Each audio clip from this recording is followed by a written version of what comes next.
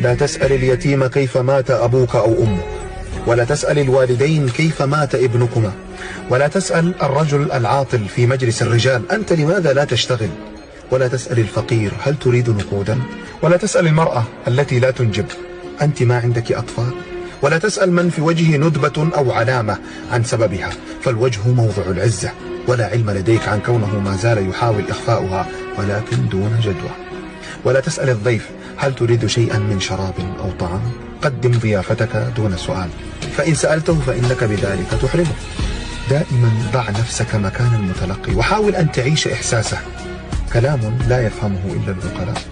في مستشفى سقطت باروكة فتاة فضحك الكل عليها وتشمتوا فيها، وعندما ساعدها شاب قالت وهي تبكي وترجف ما ذنبي إذا السرطان أخذ شعري. احذروا الوقاحة. طفل مستواه ضعيف في المدرسة ذهب لقبر أمه وقال تعالي معي، المدرس يضربني أمام الطلاب ويقول أمك مهملة ولا تهتم فيك. كن حذرا فبعض الكلام يقتل.